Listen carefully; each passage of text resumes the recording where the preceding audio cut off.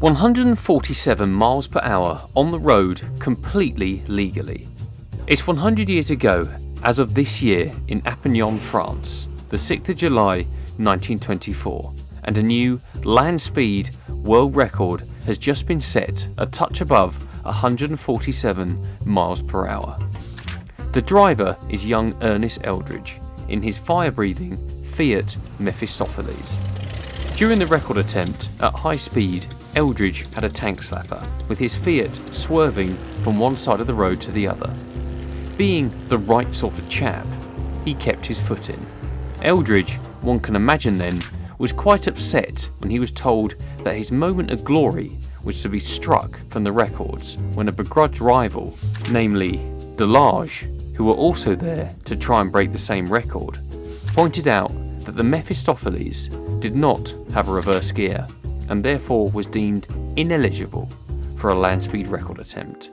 His quest to become the fastest man in the world had been squashed. Nevertheless, Eldridge, undeterred by setbacks, was not the type to accept defeat passively. Already, his irreverent manner had led to historical courtroom reports depicting him as engaging in such acts as speeding, driving without headlights, intentionally swerving onto a pavement to evade a summoning policeman, and even discharging firearms by the roadside, the latter of which, some speculate, was the result of an open exhaust. This impulsive streak, a characteristic that defined him from an early age, had profound consequences. Eldridge, in true defiant spirit, quit sixth form at the prestigious Harrow School during World War I in order to actively contribute to the war effort. Some historical reports have cited him as driving ambulances, others joining the French artillery. Either way, he demonstrated the fearlessness that would later go on to define his motor racing career. In line with many elite motorists of the time, Eldridge was born into wealth, and throughout his career, he made a concerted effort to deplete the family fortune. He splurged on acquiring racing cars and planes, maintained an English wife and a French wife simultaneously, and embodied the quintessential gambler, risking both his life and finances in his relentless pursuit of triumph. This culminated in a pivotal moment in 1922 when, according to reports, in a Monte Carlo casino, on the turn of a card, he lost a quite staggering £60,000. The rest of 1922, as it turned out, was what you could call an eventful one for Eldridge. After flying with Count Zaborowski, it saw him walk away from a plane crash at Brooklands, as well as announcing himself in the big time by winning a race at Brooklands Motor Circuit in an Isotta Francescini with a lengthened chassis to take a six-cylinder Maybach airship engine. This car, he deemed at least, was not quite fast enough, and he soon replaced it. Eldridge wanted more speed, and, ever a man who would take matters into his own hands, he set about designing and constructing the car that he hoped would propel him into the record books. Despite his willingness to take on this task himself, there is no evidence that Eldridge underwent any formal engineering training. But his pilot's license stated he was an automobile engineer. Lack of professional training, however, did not diminish his apparent talent and imagination as an engineer. He tuned, designed, and built many cars in his London and Paris-based workshops, and is considered by many to be one of the earliest self-taught Grand Prix garagistes. The ticket to his vision for success came in the form of a chain-drive 1908 15-litre Fiat Grand Prix racing car, known as the Mephistopheles. This car got its name after a demon that features in German folklore, because it was an absolute devil to drive. Having come to Brooklands and been driven by such luminaires as Nazaro and Duff just before Eldridge had bought it, it had suffered a major engine blow-up, when, during a race, two of its four cylinders had parted company from the crankcase and taken the bonnet with them, nearly decapitating the driver. Knowing of a surplus World War I six-cylinder 21.7 litre Fiat A12 BIS engine that was available from Colliers of Kingston for £25, Eldridge naturally decided it could be fitted into the old warhorse. To accommodate the colossal engine, an extra 16 inches was added to the chassis, reputedly using parts from a London bus. The chassis was also braced, and if there wasn't already enough grunt, Eldridge oversaw the addition of 4 plugs per cylinder and extra carburetors to its quad-valve engine. as well as raising the compression ratio from 4.5 to 5:1. The result was a reported 350 horsepower at 1800 RPM and a 50-plate clutch to cope. It was steel chain driven, over 5 metres long, weighed 2,000 kilos, was fittingly painted black and, of course, had no front brakes. Continuing his trajectory in October 1923, after a few reliability issues found on drives down to Brooklands, the car set a new lap record at the iconic circuit, a touch above 124 miles per hour, earning him a coveted BRDC 120 mile an hour badge.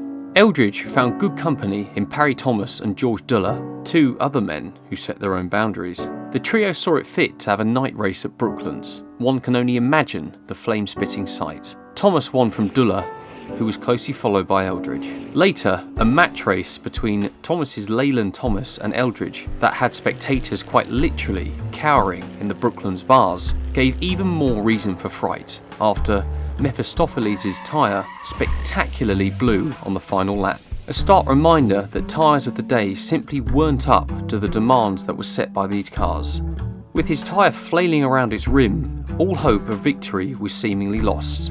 But Eldridge had 500 guineas on the line, and, ever the gambler, he kept his foot to the floor. It wasn't to be enough, however, as Thomas took the flag, and with it, the purse. Still yearning to stand head and shoulders above the rest in terms of speed, Eldridge was firm in his view that record-breaking was the primary route to securing the plaudits. This then is what brought him to Arpignan, France on the 6th of July 1924, when Eldridge came a cropper to his rival René Thomas and the Darracq outfit, who rightly pointed out that the Fiat Mephistopheles could not propel itself backwards under its own power, a breach of the regulations for the record attempt. To add insult to injury, the French hero in the 10.6 litre V12 Darracq broke the record himself at a two-way average of 143.31 miles an hour. The car was triumphantly displayed back in the Darracq Paris showroom on the Champs-Élysées.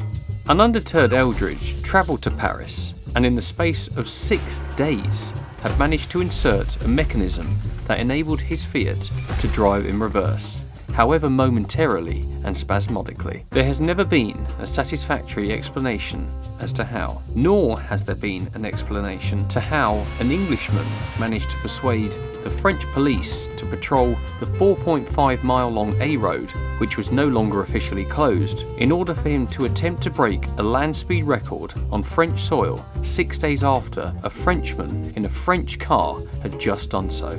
Eldridge, who was a Francophile and spoke fluent French, can be assumed then to have possessed the art of persuasion. With brave co-driver Donald Gedge hand-pumping fuel pressure while also operating an oxygen bottle intended to increase engine power, the 26-year-old Eldridge stood on the precipice once again. He achieved a two-way average of 145.89 miles an hour, the last land speed world record to be set on a public road. With a glimmer of mischief, he returned to Paris and mockingly parked the conspicuous black Fiat opposite the Darracq showroom on the Champs-Élysées. Such was the nature of speed records at the time. The record was only to stand until September that same year. But the legend of Eldridge and the Mephistopheles had been written into the history books. Indeed, later, in 1924, Eldridge and Mephistopheles triumphed at the inaugural race meeting at the fearsome banked track of Montlhéry, later the scene of so many of his record attempts that the French press called him Le Record Man. Eldridge would sell the car in 1925, and to the chagrin of his wife and 4 young children, would take up the challenge of Grand Prix racing under the then Grand Prix formula of 1.5 litres, while also keeping record breaking firmly in mind.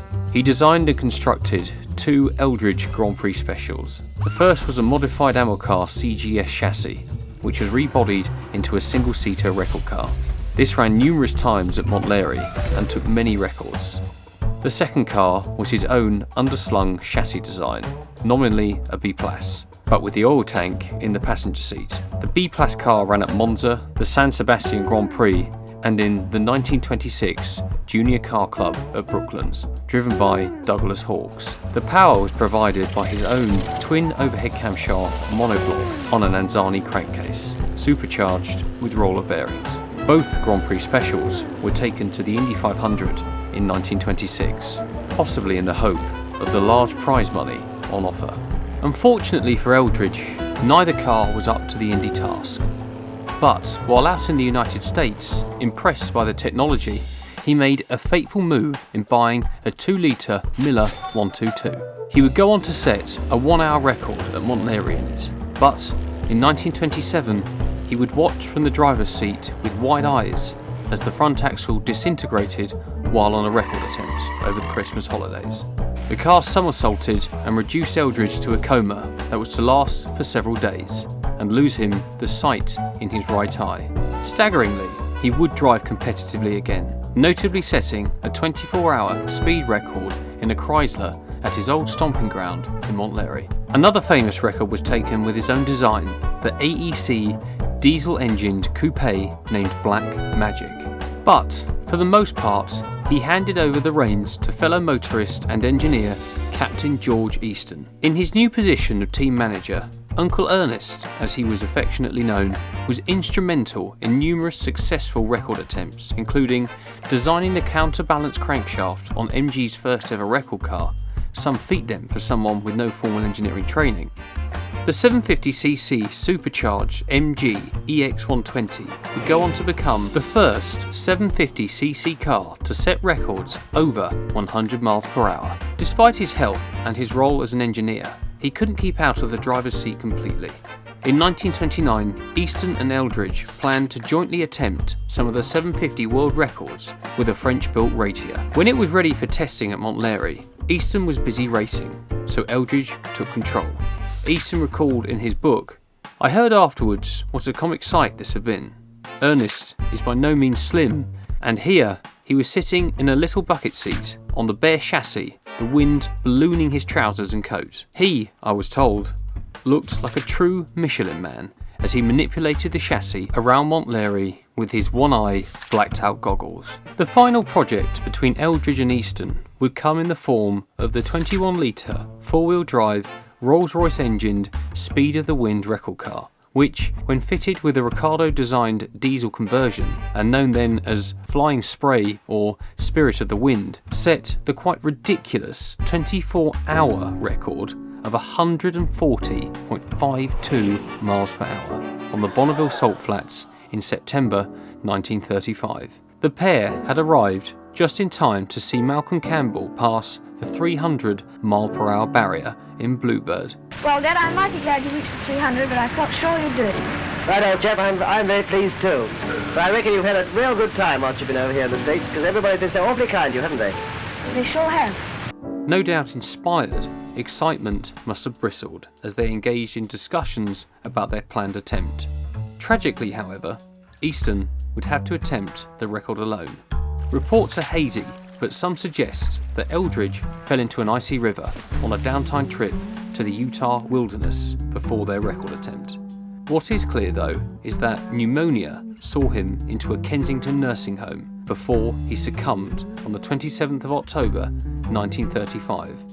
Before his death, he had designed the twin Rolls-Royce engined Thunderbolt, in which Easton took further world land speed records, leaving it at 357 miles per hour in 1938. Eldridge's posthumous legacy. In his 38 fast and heroic years, he lived irresponsibly but passionately, with a vigour for life and for success.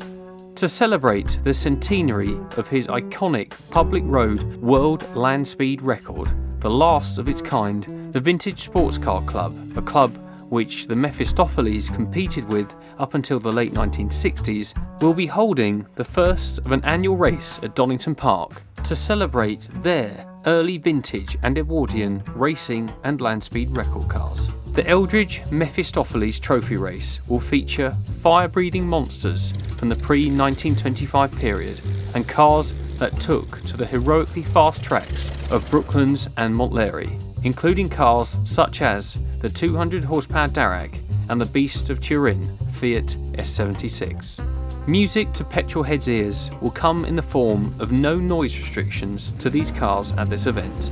And to add a lovely touch of nostalgia, Ernest Eldridge's family are kindly sponsoring the event. Mark your calendars for the 7th of July 2024 at Donington Park as the VSCC pays homage to the past while bringing it roaring back to life. And I think we've all enjoyed ourselves very much. Thank you. The music for this podcast was specially made by Landon Rudd, the son of famous NASCAR racing driver Ricky Rudd. I specifically asked for jazz backing tracks as the namesake of my company, Les Leston, was a professional jazz drummer. The video and audio were edited by Kit Delamain, so a huge thanks to them. If you fancy coming to watch the Eldridge Mehpistopheles Trophy at Donington Park on the 7th of July, the link for the tickets is in the show notes. Any feedback you have on this show would be greatly appreciated, and if you'd like to see us cover any specific stories, please do get in touch. Thank you, and stay tuned for more.